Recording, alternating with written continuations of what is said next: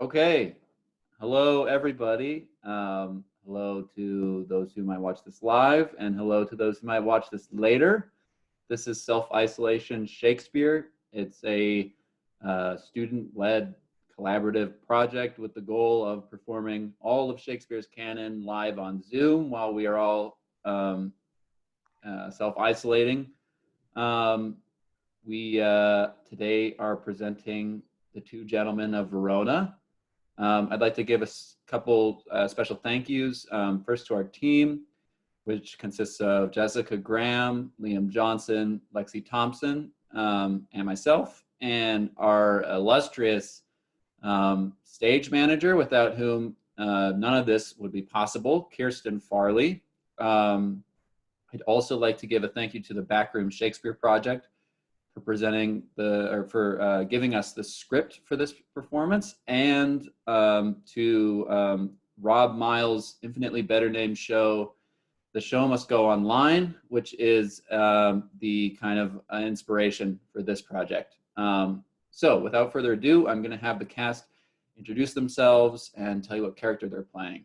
All right. I'm Tristan Johnson. I'm playing Proteus. I'm Nathan Allen Vaughn, and I'll be playing Valentine. I'm Jessica Graham, and I will be playing Julia. I'm Allison Billmeyer, and I'll be playing Sylvia. I'm Saren, Nofs Snyder. I am playing the Duke of Milan. I'm calling in from Chicago. I'm Andy Ricci. I will be playing Launce and the host, and I am also calling in from Chicago. I'm Emily Nash, and I'll be playing Speed. I'm Sarah Shippobotham. I'm playing Lucetta and Outlaw 2, and I'm in Salt Lake City. I'm Amona Faatau. I will be playing Thurio, and I am in Magna, Utah. I'm Joseph Paul Branca, and I will be playing Panthino and Eglamour, and I am in Lehi, Utah. I'm Gavin Yehle, and I will be playing Antonio and Outlaw 1, and I am calling in from Portland, Oregon. I'm Emily Beatse, and I'll be reading the stage directions, and I'm in Salt Lake City. This is The Two Gentlemen of Verona.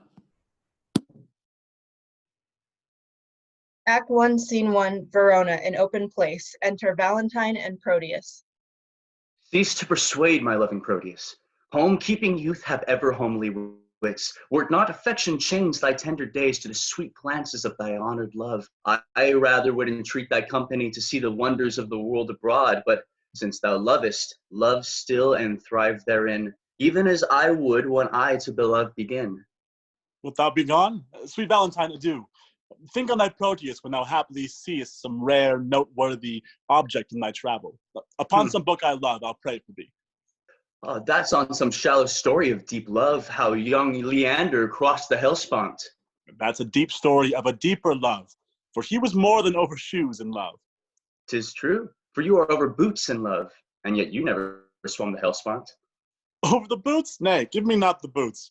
No, I will not, for it boots thee not. What? To be in love, where scorn is bought with groans, coy looks with heart-sore sighs, one fading moment's mirth with 20 watchful, weary, tedious nights. So, by your circumstance, you call me fool. So, by your circumstance, I fear you'll prove. 'Tis love, you cavillette. I am not love. Love is your master, for he masters you. And he that is so yoked by a fool, methinks, should not be chronicled for wise. Yet writers say, as in the sweetest bud, the eating canker dwells, so eating love inhabits in the finest wits of all. And writers say, as the most forward bud is eaten by the canker ere it blow, even so by love the young and tender wit is turned to folly. But wherefore waste I time to counsel thee, that art a votary to fond desire? Once more, adieu. My father at the road expects my comings. To Milan, let me hear from thee by letters of thy success in love, and what news else betideth here in absence of thy friend. And likewise I will visit thee with mine. All happiness, perchance of thee in Milan. As much to you at home, and so farewell. Valentine exits. He after honor hunts, I after love. He leaves his friends to dignify them more. I leave myself, my friends and all, for love. Thou, Julia, thou hast metamorphosed me, made me neglect my studies, lose my time, war with good counsel, set the world at naught, made wit with musing weak, heart sick with thought. Speed enters. Sir Proteus, save you. Saw you, my master? But now he parted hence to embark for Milan. 20 to 1, then he's shipped already, and I have played the sheep in losing him. Indeed, the sheep doth very often stray, and if the shepherd be a while away. You conclude that my master is a shepherd, then, and I a sheep? I do. Nay, the shepherd seeks the sheep, not the sheep the shepherd, but I seek my master, and my master seeks not me, therefore I am no sheep. The sheep for fodder follow the shepherd. The shepherd for food follows not the sheep. Thou for wages followest thy master for wages follows not thee. Therefore, thou art a sheep. So such another proof will make me cry, bah. But dost thou hear? Gavest thou my letter to Julia? Aye, sir. I, a lost mutton, gave your letter to her, a laced mutton, and she, a laced mutton, gave me a lost mutton, nothing for my labor. He is too small a passer for such store of muttons. If the ground be overcharged, you were best stick her. Nay, and that you would astray, 'twere best pound you. Oh, nay, sir, less than a pound shall serve me for carrying your letter. Beshrew me, but you have a quick wit. And yet it cannot overtake your slow purse. Come, open the matter in brief. What said she? Truly, sir, open your purse, that the money and the matter may be both at once delivered. Well, sir, here is for your pains. What said she? Truly, sir, I think you'll hardly win her. Why? Couldst thou perceive so much from her? Sir, I could perceive nothing at all from her. And being so hard to me in that brought your mind, I fear she'll prove as hard to you in telling your mind. She's as hard as steel. What said she? Nothing? No, not so much as take this for thy pains, whereof henceforth carry your letters yourself. And so, sir, I'll commend ye to my master. Oh, go, be gone. Speed exits. I must go send for some better messenger. I fear my Julia would not deign my lines, receiving them from such a worthless post. Proteus exits. Scene 2, Garden of Julia's house. Enter Julia and Lucetta. What say, Lucetta, now we are alone? Wouldst thou then counsel me to fall in love?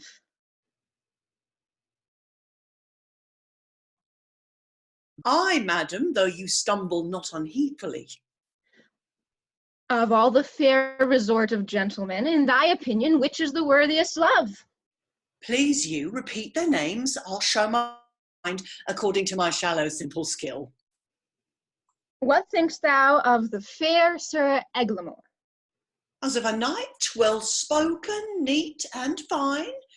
But were I you, he never should be mine. What thinkst thou of the rich Mercatio? Well of his wealth, but of him, so-so. What thinkst thou of the gentle Proteus? Lord, Lord, to see what folly reigns in us. How now, what means this passion at his name? Pardon, dear madam. 'Tis a passing shame that I, unworthy body as I am, should censure thus on lovely gentlemen. Then thus, of many good, I think him best. Your reason? I think him so because I think him so. Why, he of all the rest hath never moved me.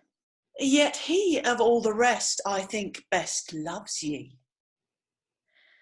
His little speaking shows his love but small. Fire that's kept closest, kept burns most of all. I would I knew his mind. Peruse this paper, madam. To Julia. Say from whom?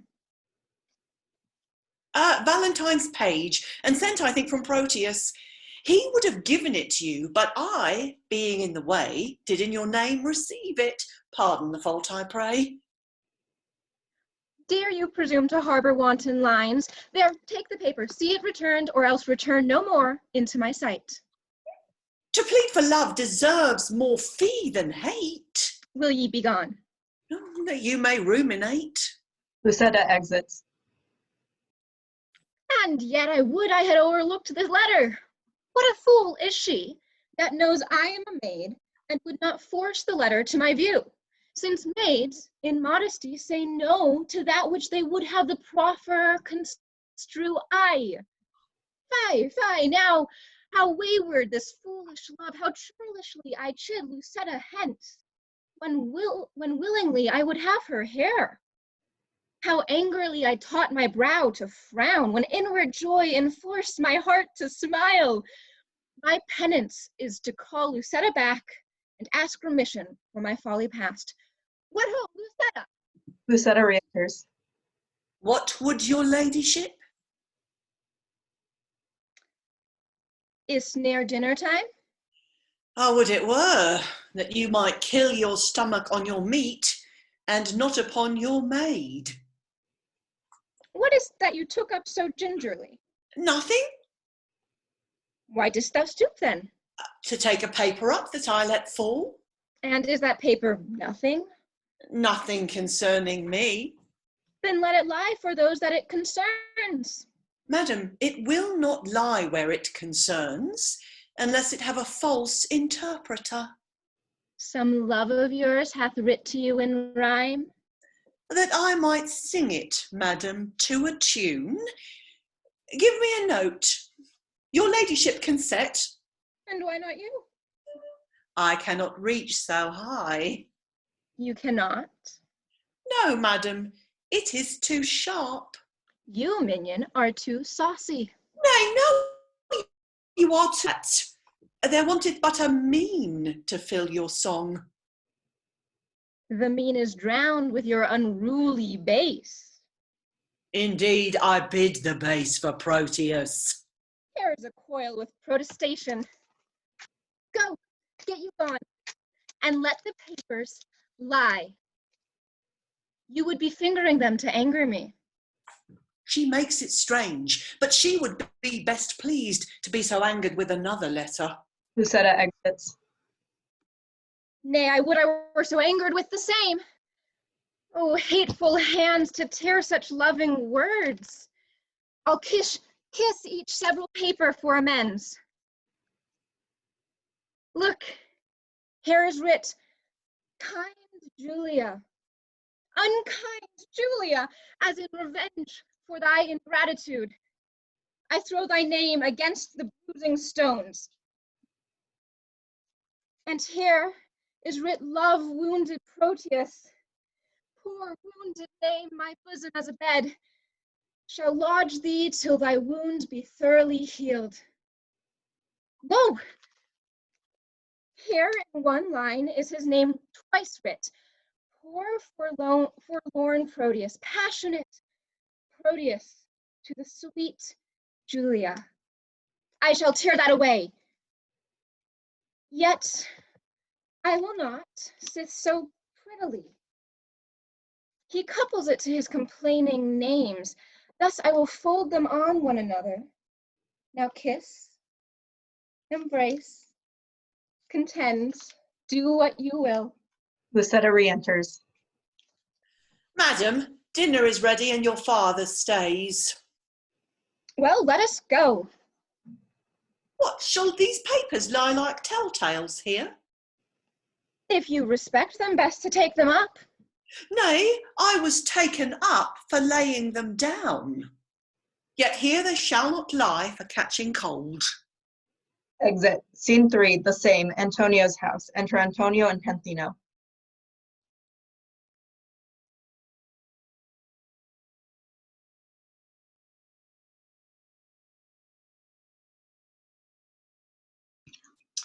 Tell me, Panthino, what sad talk was that wherewithin my brother held you in the cloister? 'Twas of his nephew Proteus, your son. Why, what of him? He wondered that your lordship would suffer him to spend his youth at home. Other men of slender reputation put forth their sons to seek preferment out, some to the wars, to try their fortune there, some to discover islands far away, some to the studious universities. For any or for all these exercises, he said that Proteus, your son, was meet, and did request he to importune you to let him spend his time no more at home, which would be great impeachment to his age, in having known no travel in his youth.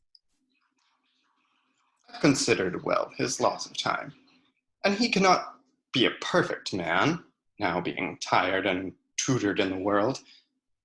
Then tell me, whither I best to send him? I think your lordship is not ignorant how his companion, youthful Valentine, attends the emperor in his royal court. 'Twere good, I think, your lordship send him thither. I like thee, counsel. Well, hast thou advise? Even with the speediest expedition, I will dispatch him to the emperor's court. Tomorrow, may it please you, Don Alfonso, with other gentlemen of good esteem, are journeying to salute the emperor. Good company. Then with them shall Proteus go, and in good time. Now will we break with him. Proteus enters. Sweet love, sweet line, sweet life. Oh, here is her hand, the agent of her heart. Here is her oath for love, her honor's pawn. Oh, that our fathers would applaud our loves to seal our happiness with their consents. Oh, heavenly Julia. How now? What letter are you reading there? May it please your lordship, 'tis a word or two of commendation sent from Valentine, delivered by a friend that came from him. Lend me the letter. Let me see what news. There is no news, my lord, but that he writes how happily he lives, wishing me with him, partner of his fortune. And how stand you affected to his wish? As one relying on your lordship's will, and not depending on his friendly wish. And how you stand affected to his wish? My will is something sorted with his wish. I'm resolved that thou shalt spend some time with Valentine in the emperor's court. What maintenance he from his friend receives, like exhibition, thou shalt have from me. Tomorrow, be in readiness to go. Excuse it not, for I'm peremptory. My lord, I cannot be so soon provided. Please, deliberate a day or two. No more to say. Tomorrow must thou go. Come on, Panthino. You shall be employed to hasten on his expedition. Exit Antonio and Panthino. Thus have I shunned the fire for fear of burning, and drenched me in the sea where I am drowned. I feared to show my father Julia's letter, lest he should take exceptions to my love. And with advantage of mine own excuse, hath he accepted most against my love. Ugh, how the spring of love resembles the uncertain glory of an April day, which now shows all the beauty of the sun, and by a cloud takes all away. Exit. Act 2, Scene 1. Milan and the Duke's palace. Enter Valentine and Speed. Sir, your gloves. Not mine. My gloves are on. Why, then, this may be yours, but this is but one. Here, let me see. Give it to me. It's mine. Oh, sweet ornament that decks a thing divine. Sylvia. Sylvia. Madam Sylvia! Madam Sylvia! How now, Sirrah? She is not within hearing, sir. Why, sir, who bade you call her? Your worship, sir, or else I mistook. Well, you'll still be too forward. And yet, I was last chidden for being too slow. Go to, sir. Tell me, do you know Madam Sylvia? She that your worship loves. Why, how know you that I am in love? Mary, by these special marks. First, you have learned, like Sir Proteus, to wreathe your arms like a malcontent, to sigh like a schoolboy, to weep like a young wretch that has buried her grandma. You were wont, when you laughed, to crow like a cock, when you walked, to walk like one of those lions, when you looked sadly, it was for want of money. And now you are metamorphosed with a mistress that, when I took on you, I can hardly think of you my master. Are all these things perceived in me? They are all perceived without ye. But tell me, dost thou know my lady Sylvia? She that you gaze on so as she sits at supper? Hast thou observed that? Even she, I mean.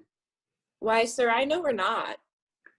Dost thou know her by my gazing on her, and yet knowest her not? Is she not hard-favored, sir? Not so fair, boy, as well-favored. That she is not so fair as of you well-favored. How esteemest thou me? I account of her beauty. You never saw her since she was deformed. How long hath she been deformed? Ever since you loved her. I have loved her ever since I saw her, and I still see her beautiful. If you love her, you cannot see her. Why?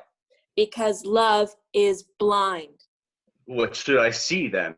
Your own present folly and her passing deformity. Belike, boy, then you are in love, for last morning you could not see to wipe my shoes. Oh, true, sir. I was in love with my bed. In conclusion, I stand affected to her. Ugh, I would you were set, so your affection would cease. Last night she enjoined me to write some lines to one she loves. And have you? I have. Are they not lamely writ? No, boy, but as well as I can do them. Peace, here she comes. Sylvia enters. Madam and mistress, 1,000 good morrows. Sir Valentine and servant, to you 2,000. As you enjoined me, I have writ your letter unto the secret nameless friend of yours, which I was much unwilling to proceed to your ladyship. I thank you, gentle servant. 'Tis very clerkly done. Now trust me, madam, it came hardly off. For being ignorant to whom it goes, I writ at random very doubtfully. Perchance you think too much of so much pains? No, madam. So it stead you, I will write. Please, you command 1,000 times as much, and yet... A pretty period. Well, I guess the sequel, and yet I will not name it, and yet I care not, and yet take this again, and yet I thank you, meaning henceforth to trouble you no more. And yet you will. What means your ladyship? Do you not like it? Yes, the lines are very quaintly writ, but since unwillingly, take them again. Madam, they are for you. Aye, you writ them, sir, at my request, but I will none of them, they are for you. Please you, I'll write your ladyship another. And when it's writ for my sake, read it over. And if it pleases you, so, if not, why so? If it please me, madam, what then? Why, if it pleases you, take it for your labor. And so, good morrow, servant.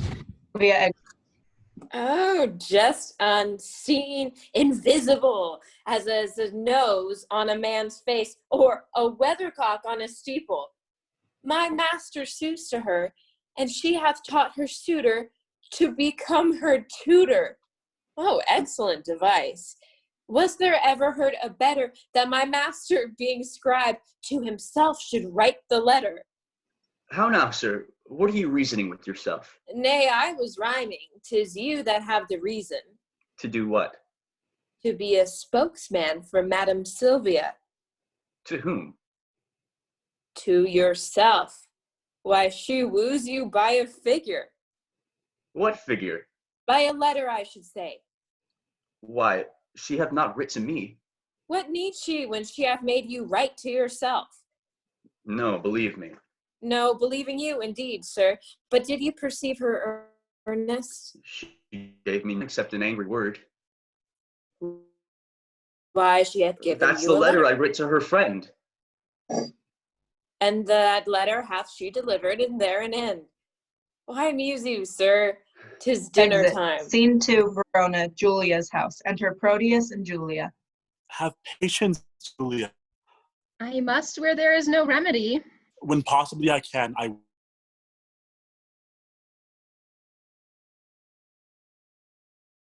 By Julia's sake. Why then, we'll make exchange. Here, take you this. And seal the bargain with a holy kiss. Here is my hand for true constancy. And when that hour oversleeps me in the day, wherein I sigh not, Julia, for thy sake, the next ensuing hours, some foul mischance torment me from my love's forgetfulness. My father says my coming. Answer not, Julia. Farewell. Exit. Scene 3, the same, a street. Enter Launce, leading a dog. Nay, 'Twill be this hour ere I have done weeping. All the kind of the Launces have this very fault. I have received my proportion like the prodigious son, and am going with Sir Proteus to the Imperial's court. I think Crab, my dog, be the sourest natured dog that lives. My mother weeping, my father wailing, my sister crying, our maid howling, our cat wringing her hands, and all of our house in a great perplexity. Yet did not this cruel-hearted cur shed one tear. He is a stone, and has no more pity in him than a dog. Panthino enters. Launce, away, away aboard, thy master is shipped. What's the matter? Why weepest thou, man? Away, ass, you'll lose the tide if you tarry any longer. It is no matter if the tide were lost, for it is the unkindest tide that ever any man tied. What's the unkindest tide? Why, he that's tied here, Crab my dog. Tut, man, I mean thou'lt lose the flood, and, in losing the flood, lose thy voyage, and, in losing thy voyage, lose thy master, and, in losing thy master, lose thy service, and, in losing thy... Why dost thou stop my mouth? For fear thou shouldst lose thy tongue. Where should I lose my tongue? In thy tail. In thy tail? Lose the tide, and the voyage, and the master, and the service, and the tide. Why, man, if the river were dry, I am able to fill it with my tears. Come away, man. Wilt thou go? Well, I will go. Exit. Scene 4, Milan, the Duke's palace. Enter Sylvia, Valentine, Thurio, and Speed. Servant! Mistress? Master, Sir Thurio frowns on you. Aye, boy, it's for love. Not of you. Of my mistress, then. 'Twere good you knocked him. It exits. Servant, you are sad. Indeed, madam, I seem so. Seem you that you are not? Happily I do. So do counterfeits. So do you. What seem I that I am not? Wise. What instance of the contrary? Your folly. And how quote you my folly? I quote it in your jerkin. My jerkin is a doublet. Well, then I'll double your folly. What angry Sir Thurio, do you change color? Give him leave, madam. He is a kind of chameleon. That hath more mind to feed on your blood than live in your air. Fine volley of words, gentlemen, and quickly shot off. No more, gentlemen, no more. Here comes my father. Enter Duke. Now, daughter Sylvia, you are hard beset.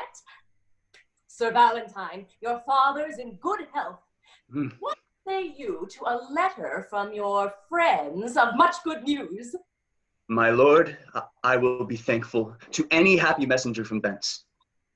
Know ye Proteus, your countryman? I know him as myself, for from our infancy we have conversed and spent our hours together. He is complete in feature and in mind with all good grace to grace a gentleman. Well, sir, this gentleman is come to me, and here he means to spend his time a while.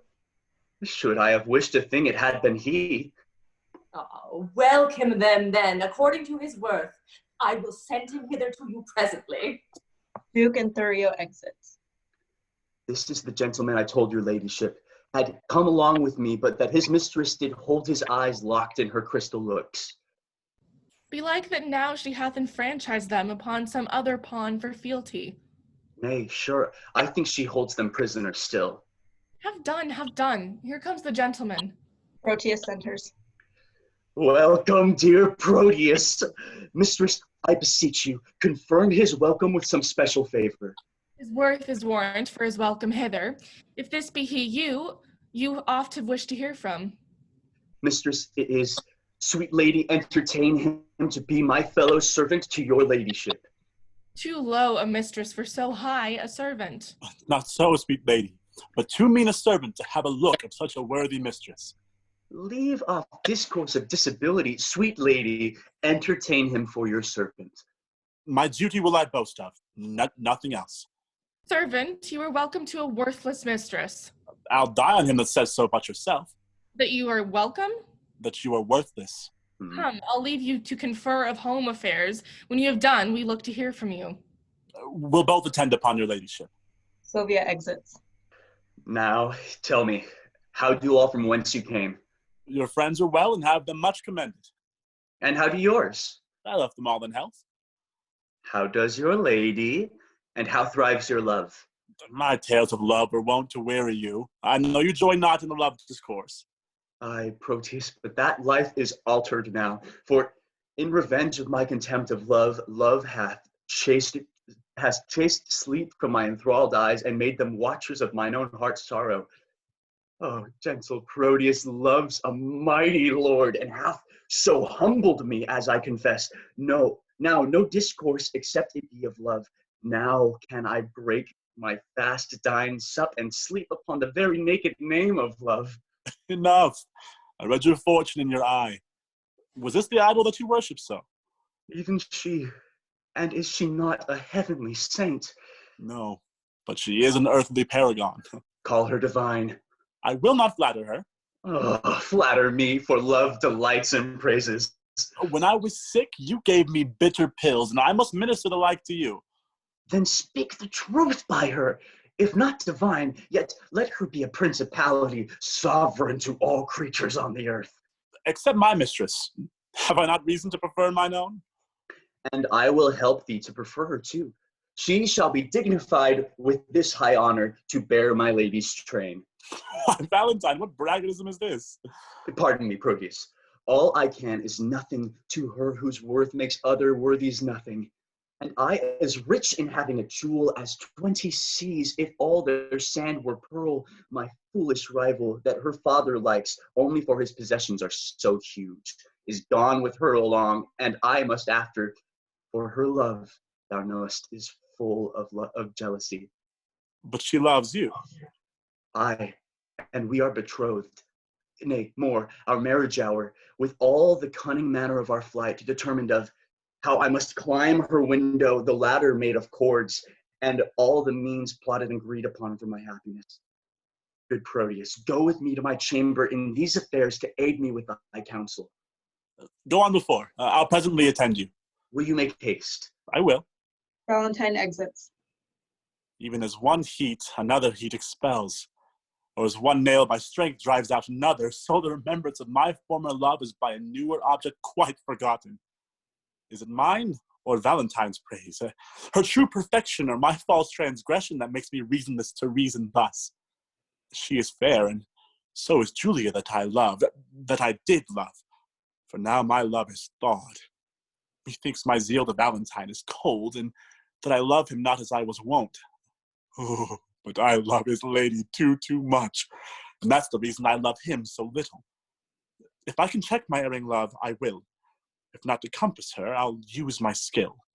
Exit. Scene 5, the same, a street. Enter Speed and Launce severally. Launce, by mine honesty, welcome to Milan. Forswear not thyself, sweet youth, for I am not welcome. I reckon this always, that a man is never welcome to a place till some certain shot be paid and the hostess say, welcome. Come on, you madcap. I'll to the alehouse with you presently, where, for one shot of 5 pence, thou shalt have 5,000 welcomes. But, sirrah, how did thy master part with Madam Julia? Marry, after they closed in earnest, they parted very fairly in jest. But shall she marry him? No. How, then, shall he marry her? No, neither. What, are they broken? No, they are both as whole as a fish. Why, then, how stands the matter with them? Marry thus, when it stands well with him, it stands well with her. What an ass art thou! I understand thee not. What a block art thou, that thou canst not. My staff understands me. What thou sayest? I, and what I do too. Look thee, I'll but lean, and my staff understands me. It stands under thee, indeed. Why, stand under and understand is all one. But tell me, true, wilt be a match? Ask my dog. If he say aye, it will. If he say no, it will. If he shakes his tail and say nothing, it will. The conclusion is then that it will. I tell thee, my master's become a hot lover. I tell thee, I care not though he burn himself in love. If thou wilt, go with me to the alehouse. At thy service. Exit. Scene 6. The same. The Duke's palace. Enter Proteus. To leave my Julia shall I be forsworn. To love fair Sylvia shall I be forsworn. To wrong my friend I shall be much forsworn. Oh, love bade me swear, and love bids me forswear. At first I did adore a twinkling star, but now I worship a celestial sun. The unheedful vows may heedfully be broken, and he wants wit that wants resolved will to learn his wit to exchange the bad for better. By unreverend tongue, to call her bad. Julia I lose, and Valentine I lose. If I keep them, I needs must lose myself. If I lose them, thus find I by their loss. For Valentine myself, for Julia, Sylvia. I will forget that Julia is alive, remembering that my love to her is dead, and Valentine I'll hold an enemy, aiming at Sylvia as a sweeter friend. I cannot now prove constant to myself without some treachery. This night he meeteth with a corded ladder to climb celestial Sylvia's chamber window. Now presently I'll give her father notice of their disguising and pretended flight, who, all enraged, will banish Valentine. For Thurio he intends shall wed his daughter. But Valentine being gone, I'll quickly cross by some slide trick blunt Thurio's dull proceeding. Oh, love, lend me wings to make my purpose swift, as thou hast lent me wit to plot this drift. He exits. Scene 7. Verona. Julia's house. Enter Julia and Lucetta. Counsel, Lucetta, gentle girl, assist me. How, with my honor, I may undertake a journey to my loving Proteus. Alas, the way is wearisome and long. A true devoted pilgrim is not weary to measure kingdoms with his feeble steps. Much less shall she that hath love's wings to fly, and when the flight is made to one so dear, such divine perfection as Sir Proteus. Better forbear till Proteus make return. Oh, know'st thou not his looks are my soul's food?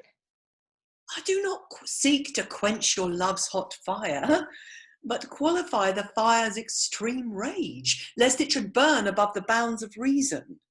The more thou dampst it up, the more it burns. Then let me go, and hinder not my course. I'll be as patient as a gentle stream, till the last step have brought me to my love. But in what habit will you go along? Not like a woman, for I would prevent the loose encounters of lascivious men.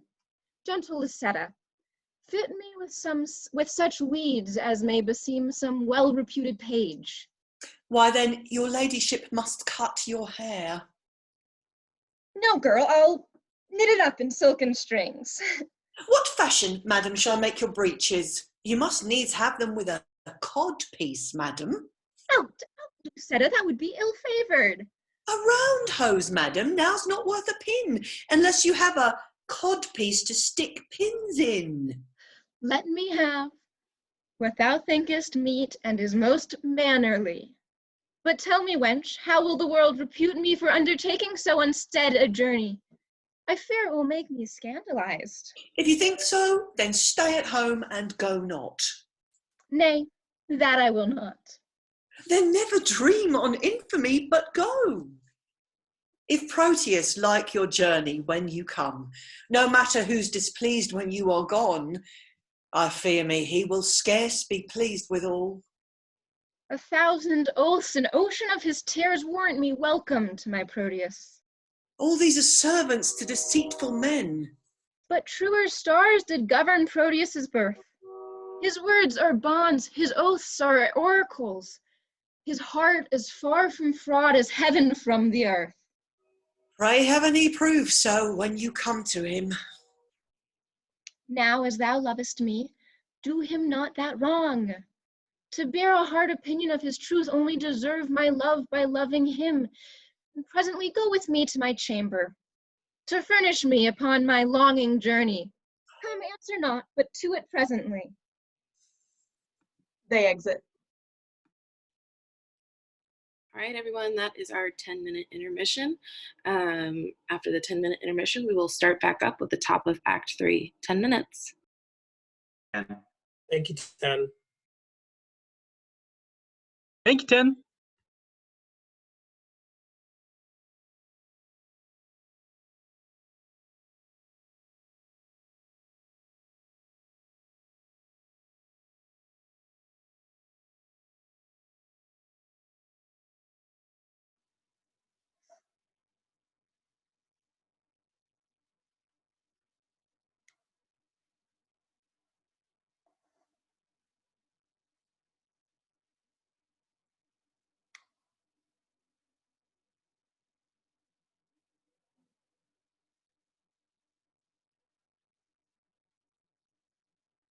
Act 3, Scene 1, Milan, at the Duke's palace. Enter Duke and Proteus.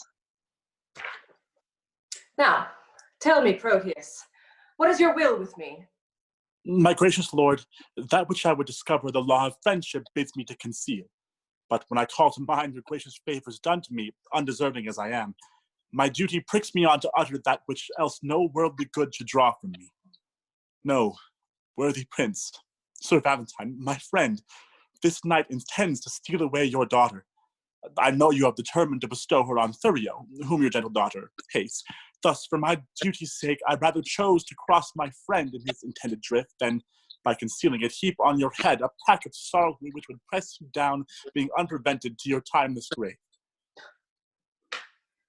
Proteus, I thank thee for thine honest care. This love of theirs myself have often seen, haply when they have judged me fast asleep. Knowing that tender youth is soon suggested, I nightly lodge her in an upper tower, the key whereof myself have kept ever, and thence she cannot be conveyed away. No, noble lord, they have devised a mean how he her chamber window will ascend, and with a corded ladder fetch her down, for which the youthful lover now is gone, and this way comes he with it presently, where, if it please you, you may intercept him. But good my lord, do it so cunningly that my discovery be not aimed at. Upon mine honor, he shall never know that I had any light from thee of this. Adieu, my lord. Sir Valentine is coming. Proteus exits, Valentine enters. Sir Valentine, whither away so fast? Please it, your grace, there is a messenger that stays to bear my letters to my friends, and I am going to deliver them. Be they of much import? Oh, the tenor of them doth but signify my health and happy being at your court. Nay then, no matter. Stay a while with me. I am to break with thee of some affairs that touch me near, wherein thou must be secret. 'Tis not unknown to thee that I have sought to match my friend Sir Thurio to my daughter. I know it well, my lord, and sure, the match were rich and honorable. Cannot your grace win her to fancy him? Oh, no, trust me. She is peevish, sullen, froward, neither regarding that she is my child, nor fearing me as if I were her father. And may I say to thee, this pride of hers upon advice hath drawn my love from her. And where I thought the remnant of mine age should have been cherished by her childlike duty, I am now full resolved to take a wife and turn her out, to who will I take her in. Then let her beauty be her wedding dower. What would your grace have me do in this? There is a lady in Verona here whom I affect, but she is nice and coy and not esteems my aged eloquence. Now, therefore, would I have thee to my tutor, how and which way I may bestow myself to be regarded in her sun-bright eye. Win her with gifts, if she respect not words. But she did scorn a present that I sent her. Send her another. Never give her o'er, for scorn at first makes after love the more. No, but she, I mean, is promised by her friends unto a youthful gentleman of worth, and kept severely from resort of men, that no man hath access by day to her. Why, then, I would resort to her by night. Aye, but the doors be locked and the keys kept safe. What lets but one may enter at her window? Her chamber is a loft, far from the ground, and built so shelving that one cannot climb it without apparent hazard of life. Why then, a ladder, quaintly made of cords, to cast up with a pair of anchoring hooks. Oh, now, as thou art a gentleman of blood, advise me where I may have such a ladder. When would you use it? Pray, sir, tell me that. Oh, this very night, for love is like a child that longs for everything he can come by. By 7 o'clock, I'll get you such a ladder. Well, but hark thee, I will go to her alone. How shall I best convey the ladder thither? It will be light, my lord, that you may bear it under a cloak that is of any length. A cloak as long as thine will serve the turn? Aye, my good lord. Then let me see the cloak, and I'll get me one of such another length. Why, any cloak will serve the turn, my lord. How shall I fashion me to wear a cloak? I pray thee, let me feel thy cloak upon me. What letter is this same? What's here? To Sylvia? My thoughts do harbor with my Sylvia nightly. My herald thoughts in thy pure bosom rest. What's this? Sylvia, this night I will enfranchise thee. Oh, 'tis so. And here's the letter for the purpose. Wilt thou reach stars because they may shine on thee? Go, base intruder, overweening slave, bestow thy fawning smiles on equal mates. If thou linger in my territories longer than the swiftest exposition will give thee time to leave our royal court, oh, by heaven, my wrath shall far exceed the love I ever bore my daughter or thyself. Begone, I will not hear thy vain excuse, but as thou lovest thy life, make speed from hence. The Duke exits. And why not death rather than living torment? To die is to be banished from myself, and Sylvia is myself. Banished from her is self from self. Deadly banishment. Tarry I here, I but attend on death. But fly I hence, I fly away from life. Enter Proteus. Valentine? No, Who then? His spirit? neither. What then? Nothing. Friend Valentine, a word. My ears are stopped and cannot hear good news. So much of bad hath already possessed them. Then in dumb silence will I bury mine, for they are harsh, untunable, and bad. Is Sylvia dead? No, Valentine. No, Valentine, indeed, for sacred Sylvia. Hath she forsworn me? No, Valentine. No, Valentine, if Sylvia hath forsworn me, what is your news? That thou art banished from hence, from Sylvia, and from me, thy friend. Ah, I have fed upon this woe already, and now excess of it makes me surfeit. Doth Sylvia know that I am banished? Aye, and she hath offered to the doom a sea of melting pearl, which some call tears. Those at her father's churlish feet she tendered, but neither bended knees, pure hands held up, sad sighs, deep groans, nor silver-shedding tears could penetrate her uncompassionate sire. But Valentine, if he be ta'en, must die. Besides, her intercession chafed him so that to close prison he commanded her. No more, unless the next word that thou speakst have some malignant power over my life. If so, I pray thee, breathe it in mine ear. Cease to lament for that thou canst not help. Hope is a lover's staff.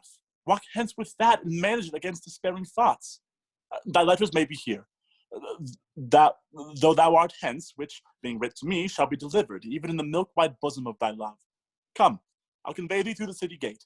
As thou lovest Sylvia, though not for thyself, regard thy danger and along with me. I pray thee, Proteus, and if thou seest my boy, bid him make haste and meet me at the north gate. Come, Valentine. Oh, my dear Sylvia, Hapless Valentine. Exit Valentine and Proteus. I am but a fool, look you, and yet I have the wit to think my master is a kind of a knave. He lives not now that knows me to be in love, yet I am in love. But a team of horse shall not pluck that from me, nor who 'tis I love. And yet 'tis a woman, but what woman I will not tell myself, and yet 'tis a milkmaid. Yet 'tis not a maid, for she hath had gossips. Yet 'tis a maid, for she is her master's maid. Here is a catalogue of her condition. Item, she can milk. Look you, a sweet virtue in a maid with clean hands. Beat enters. Oh, how now, Signor Launce? What news then in your paper? The blackest news that ever thou heardst. Why, man, how black? Why as black as ink? Let me read them. Fie on thee, jolthead, thou canst not read. Thou liest, I can. I will try thee. Tell me this, who begot thee? Mary, the son of my grandfather. Oh, illiterate loiterer, it was the son of thy grandmother. This proves thou canst not read. Come, fool, come, try me in thy paper. There, and St. Nicholas be thy speed. Item, she can milk. Aye, that she can.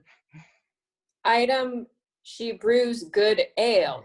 And thereof comes the proverb, blessing of your heart, you brew good ale. Here follow her vices. Close at the heels of her virtues. Item, she is not to be kissed fasting in respect of her breath. Well, that fault may be mended with her breakfast. Read on. Item, she hath a sweet mouth.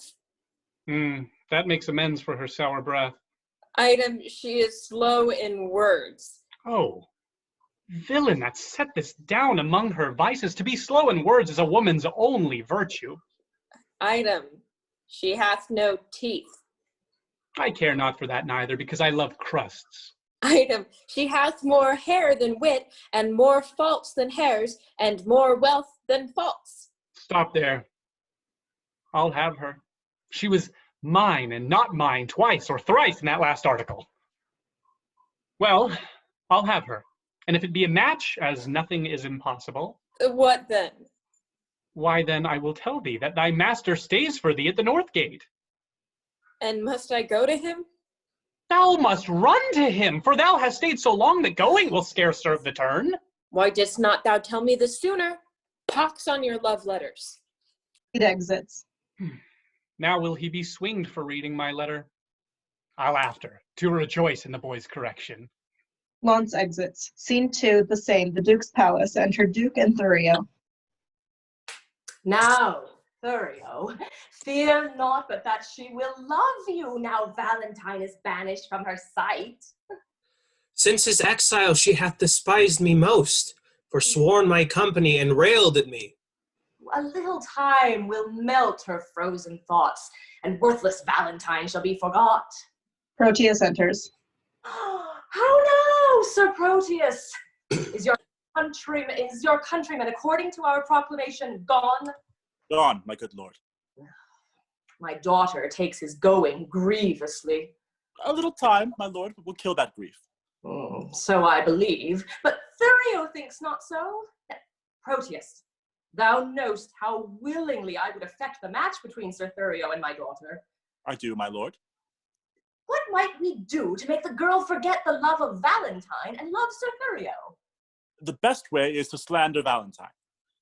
Aye, but she'll think it is spoken hate. Aye, if his enemy deliver it. Therefore it must with circumstance be spoken by one whom she esteemeth as his friend. Then you must undertake to slander him. And that, my lord, I shall be loath to do. 'Tis an ill office for a gentleman, especially against his very friend. Where your good word cannot advantage him, your slander never can endamage him. Therefore the office is indifferent, being entreated to it by your friend. You have prevailed, my lord. But say this weed her love from Valentine. It follows not that she will love her Sir Thurio. Therefore, as you unwind her love from him, you must provide it to bottom it on me, which must be done by praising me as much as you in worth dispraise Sir Valentine. And Proteus, we dare trust you in this kind because we know on Valentine's report you are already love's firm votary and cannot soon revolt and change your mind. Upon this warrant shall you have access wherein you and Sylvia may confer at large, where you may temper her by your persuasion to hate young Valentine and love my friend. As much as I can do, I will effect. But you, Sir Thurio, are not sharp enough. You must lay lime to tangle her desires. Visit by night your lady's chamber window with some sweet concert. This, or else nothing, will inherit her. Oh, this discipline shows thou hast been in love. And thy advice this night I'll put in practice. Therefore, sweet Proteus, my direction giver, let us into the city presently to sort some gentlemen well skilled in music. About it, gentlemen! They exit. Act 4, Scene 1. The frontiers of Mantua, a forest. Enter certain outlaws. Fellow, stand fast. I see a passenger. If there be 10, shrink not, but down with them. Enter Valentine and Speed. Stand, sir, and throw us what you have about ye. If not, we'll make you sit and rifle you. Sir, we are undone. These are the villains that all the travelers do fear so much. My friends. That's not so, sir. We are your enemies. Peace. We'll hear him. Aye, by my beard we will, for he's a proper man. Then know that I have little wealth to lose. A man I am crossed with adversity. My riches are these poor habiliments, of which, if you should here disfurnish me, you take the sum and substance that I have. Whither travel you? To Verona. Whence came you? From Milan. How long have you sojourned there? Some 16 months, and longer I might have stayed if crooked fortune had not sported me. What? Were you banished thence? I was. For what offense? For that which now torments me to rehearse. I killed a man, whose death I much repent, but yet I slew him manfully in a fight, without false vantage or base treachery. Why, ne'er repent it if it were done so. But were you banished for so small a fault? I was. By the bare scalp of Robin Hood's fat friar. This fellow were a king for a wild faction. We'll have him, sirs, a word. Master, be one of them. It's an honorable kind of thievery. Tell us, have you anything to take to? Nothing. Know then that some of us are gentlemen, such as the fury of ungoverned youth, thrust from the company of awful men. Myself was from Verona banished for practicing to steal away a lady, an heir, and near allied unto the Duke. And I from Mantua for a gentleman who in my mood I stabbed into the heart. And I for such like petty crimes as these, but to the purpose. For we cite our faults, but they hold excuses for our lawless lives. And partly seeing you are beautified with goodly shape, as we do in our quality much want. Indeed, because you are a banished man, therefore above the rest, we parley to you. Are you content to be our general, to make a virtue of necessity and live as we do in this wilderness? Say aye, and be the captain of us all. We'll do thee homage and be ruled by thee. Love thee as our commander and our king. But if thou scorn our courtesy, thou diest. I take your offer and will live with you, provided that you do no outrages on silly women or poor passengers. No. We detest such vile, base practices. Come, go with us. We'll bring thee to our cruise and show thee all the treasure we have got, which, with ourselves, all rest at thy dispose. They exit. Scene 2, Milan, outside the Duke's palace under Sylvia's chamber. Enter Proteus. Already have I been false to Valentine, and now I must be as unjust to Thurio. Under the color of commending him, I have accessed my own love to prefer. But Sylvia is too fair, too true, too holy to be corrupted with my worthless gifts. When I protest true loyalty to her, she twits me with my falsehood to my friend. When to her beauty I commend my vows, she bids me think how I have been forsworn in breaking faith with Julia, whom I loved. Yet, spaniel-like, the more she spurns my love, the more it grows and fawneth on her still. But here comes Thurio. Enter Thurio and musicians. How now, Sir Proteus? Are you crept before us? I thank you for your own. Now, gentlemen, let's tune, and to it lustily a while. Enter at a distance host and Julia in boys' clothes. Now, my young guest, I'll bring you where you shall hear music and see the gentleman that you asked for. But shall I hear him speak? Aye, that you shall. Music plays. Hark, hark! Is he among these? Aye, but peace, let's hear him. How now? Are you sadder than you were before? How do you, man? The music likes you not. You mistake, the musician likes me not. Why, my pretty youth? He plays false, father. I would I were deaf. It makes me have a slow heart. But host, doth this Sir Proteus we talk on often resort unto this gentlewoman? I tell you what Launce, his man, told me. He loved her out of all nick. Where is Launce? Gone to seek his dog, which tomorrow, by his master's command, he must carry for a present to his lady. Peace, stand aside, the company parts. Sir Thurio, fear not you. I will so plead that you shall say my cunning drift excels. Where meet we? At St. Gregory's Well. Farewell.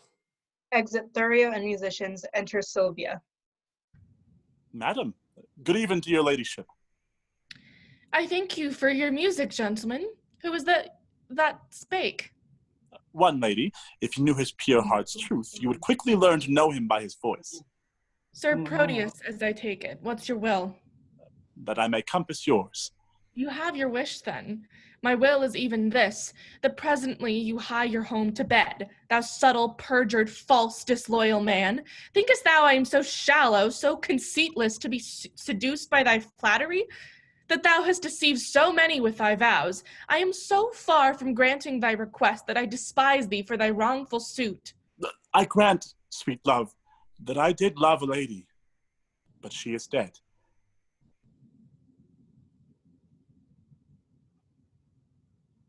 'Twere false, if I should speak it, for I am sure she is not buried. Say that she be, yet Valentine thy friend survives, to whom thyself art witness I am betrothed. I likewise hear that Valentine is dead. And so suppose am I, for in his grave assure thyself my love is buried. Madam, if your heart be so obdurate, vouchsafe me yet your picture for my love. The picture that is hanging in your chamber. To that I'll speak, to that I'll sigh and weep. I am very loath to be your idol, sir, but since your falsehood shall become you well to worship shadows and adore false shapes, send to me in the morning and I'll send it. As wretches have o'er night that wait for execution in the morn. Exit Proteus and Sylvia severally.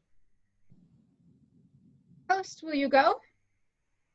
By my halidom, I was fast asleep. I think 'tis almost day. Not so, but it hath been the longest night that e'er I watched. Exit. Scene 3, the same. Enter Eglamour. This is the hour that Madam Sylvia entreated me to call and know her mind. There's some great matter she'll employ me in. Madam! Madam! Sylvia enters. Who calls? Your servant and your friend. One that attends your ladyship's command. Sir Eglamour, 1,000 times good morrow. As many, worthy lady, to yourself. I am this early come to know what service it is your pleasure to command me in. O Eglamour, thou art a gentleman, valiant, wise, remorseful, well accomplished. Thou art not ignorant what dear good will I bear unto the banished Valentine. nor how my father would enforce me marry vain Thurio, whom my very soul abhors. Sir Eglamour, I would to Valentine, to Mantua, where I hear he makes abode, and for the ways are dangerous to pass, I do desire thy worthy company. But think upon my grief, a lady's grief, and on the justice of my flying hence to keep me from a most unholy match, bear me company and go with me. If not, to hide what I have said to thee, that I may venture to depart alone.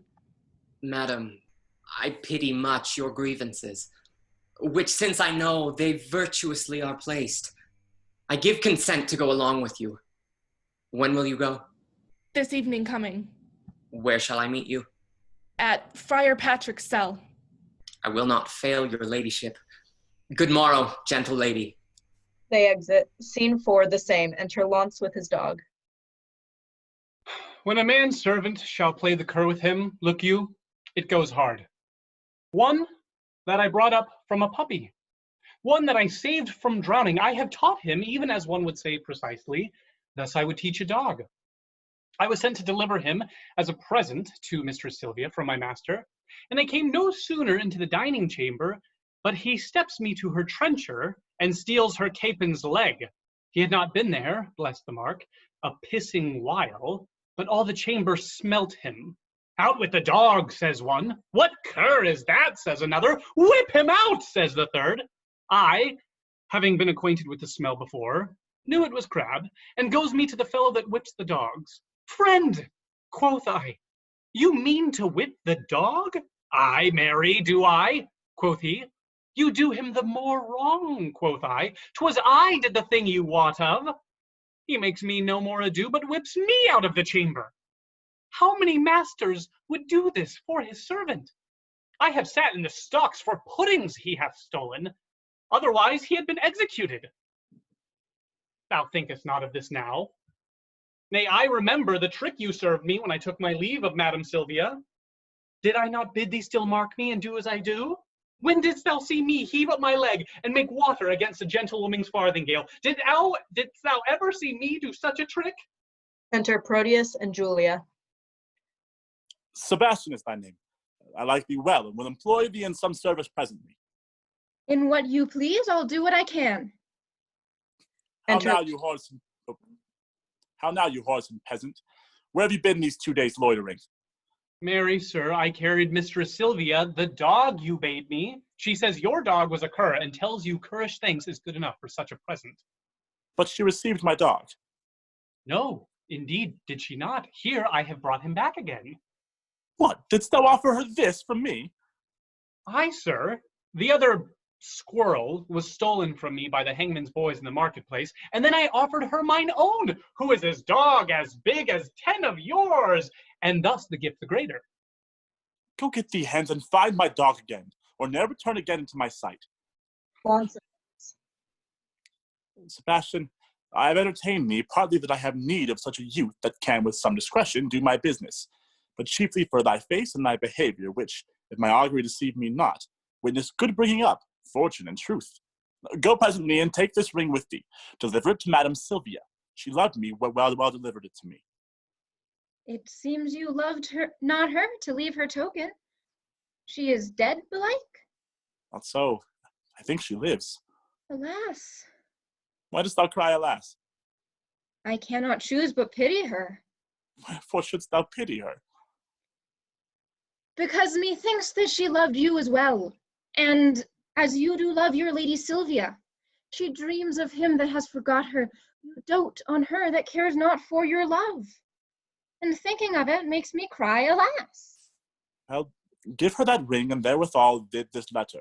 That's her chamber. Tell my lady I claim the promise for her heavenly picture. Your message done, hie home unto my chamber, where thou shalt find me sad and solitary. Proteus.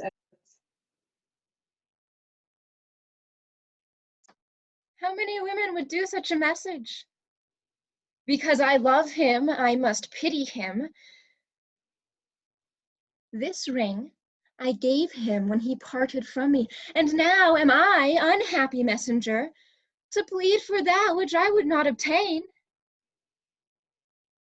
I am my master's true confirmed love, but cannot be true servant to my master, unless I prove false traitor to myself. Yet I will woo for him, but yet so coldly. As heaven it knows, I would not have him speed. Sylvia enters. Gentlewoman, good day, I pray you. Be my mean to bring me where I to speak with Madam Sylvia. What would you do with her, if that I be she?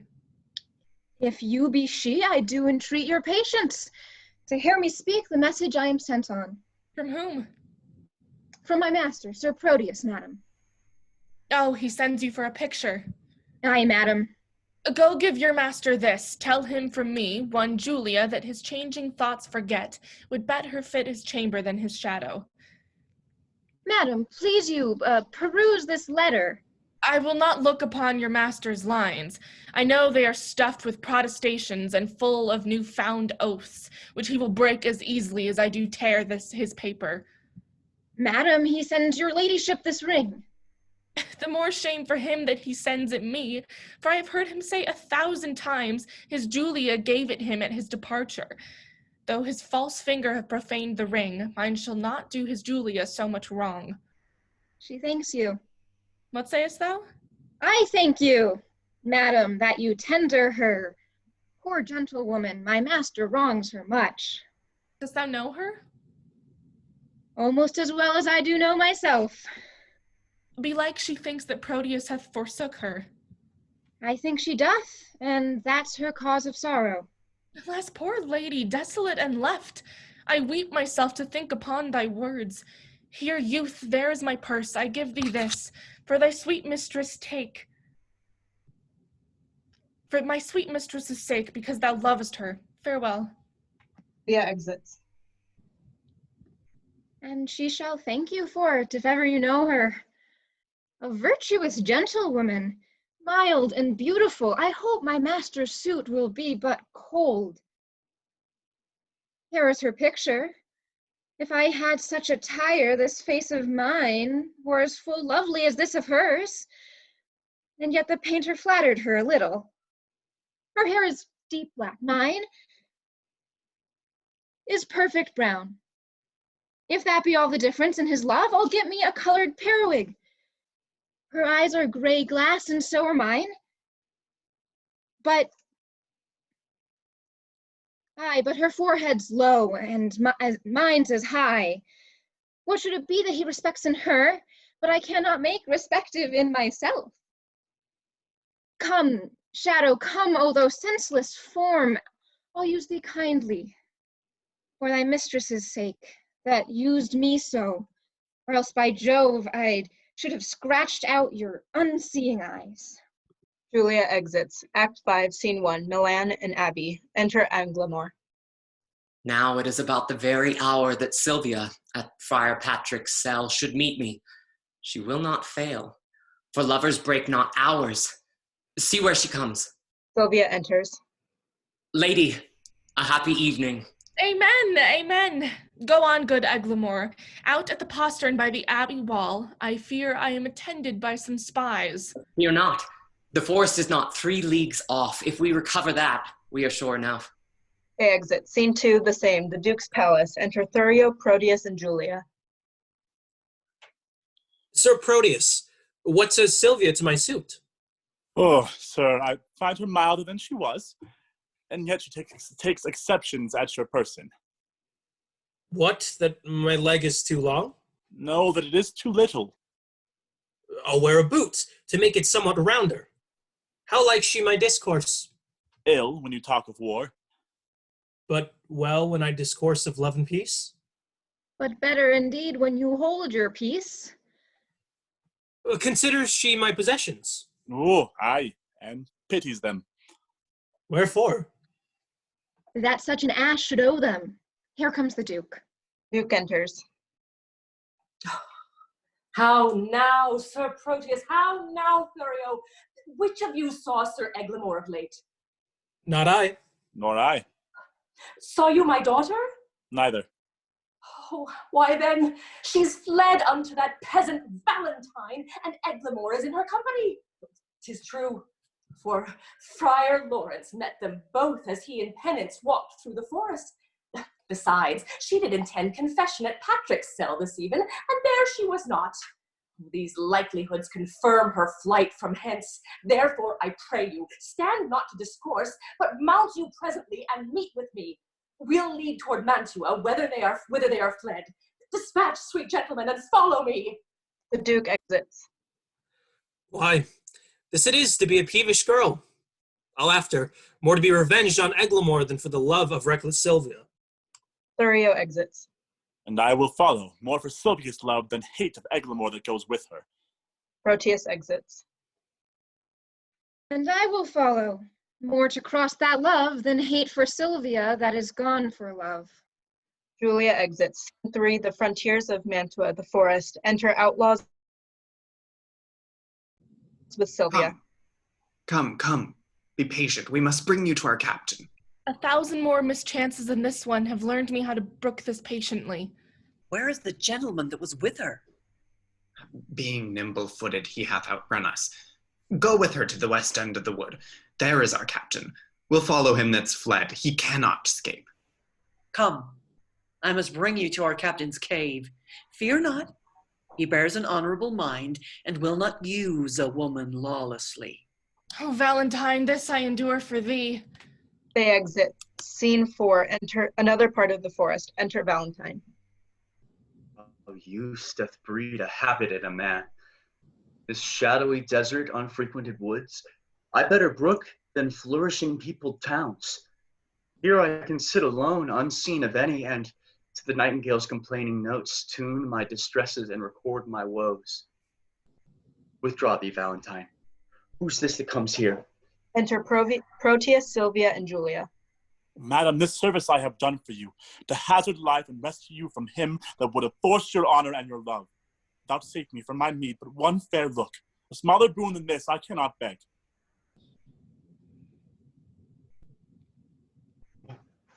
How like a dream is this I see and hear? Love, lend me patience to forbear a while.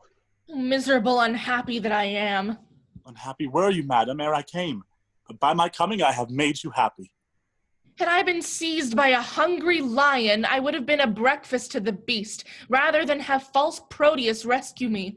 Oh, heaven be judge how I love Valentine. I do detest false perjured Proteus. Therefore be gone, solicit me no more. What dangerous actions stood up next to death would I not undergo for one calm look? Oh, 'tis the curse in love, and still a proof in women cannot love where they're beloved. When Proteus cannot love where he's beloved, read over Julia's heart, thy first best love, for whose dear sake thou didst then rend thy faith into 1,000 oaths, and all those oaths descended into perjury to love me, thou counterfeit to thy true friend. In love, who respects friend? All men but Proteus. Nay, if the gentle spirit of moving words can no way change you to a milder form, I'll woo you like a soldier at arm's ends and love you against the nature of love. Force thee. Oh, heaven! I'll force thee yield to my desire. Ruffian, let go that rude uncivil touch. Valentine. Treacherous man! Naught but mine eyes could have persuaded me. Now I dare not have one friend alive. Thou wouldst disprove me. Who should be trusted when one's own right hand is perjured to the bosom? Proteus, I am sorry I must never trust thee more, but count the world a stranger for thy sake. The private wound is deepest. Oh, time most accursed. Mongst all foes that a friend should be the worst. My shame and guilt confounds me. Forgive me, Valentine. If hearty sorrow be sufficient ransom for offense, I tender it here. I do as truly suffer as ere I did commit.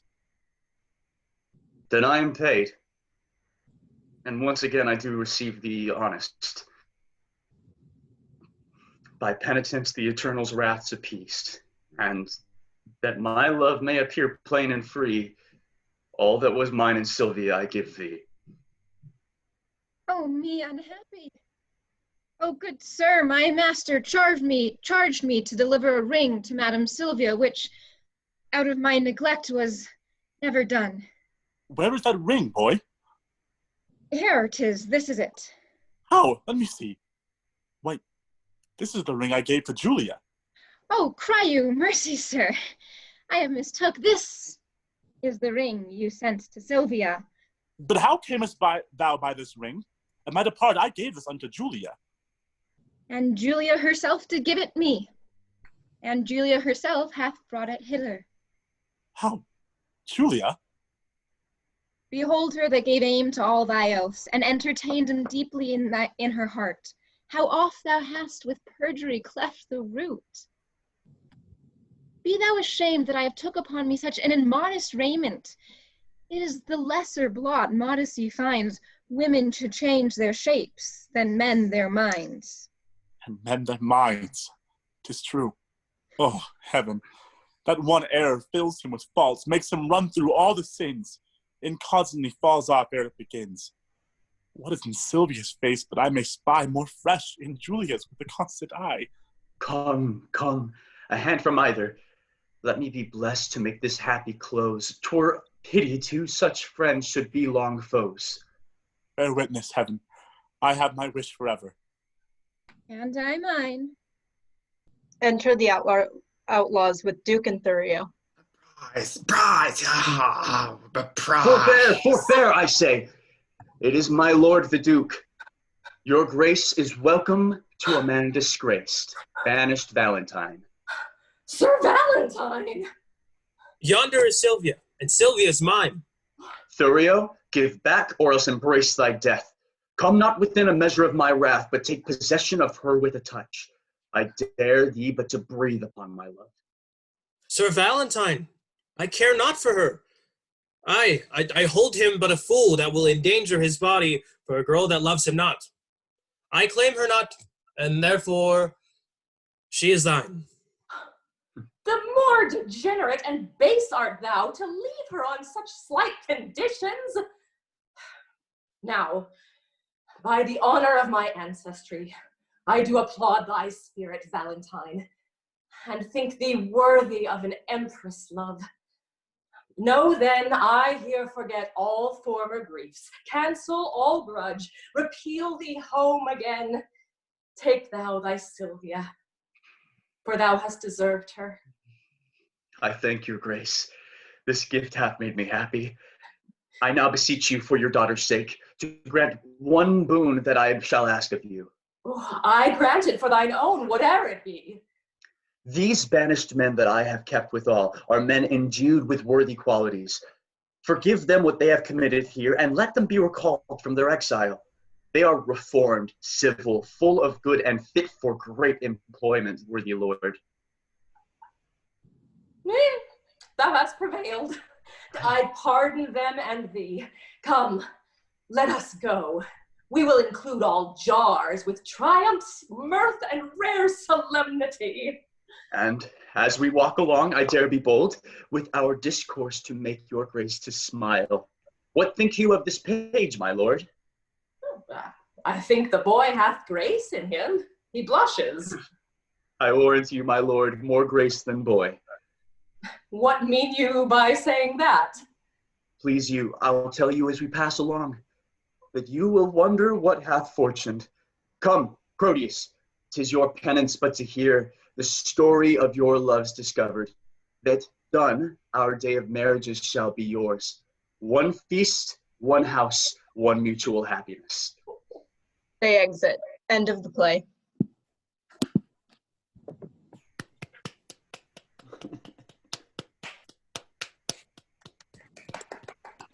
Yay! Yay! Woo! Thanks, everybody. Oh, bravo! A huge thanks to our cast and our crew. Another round of applause for them.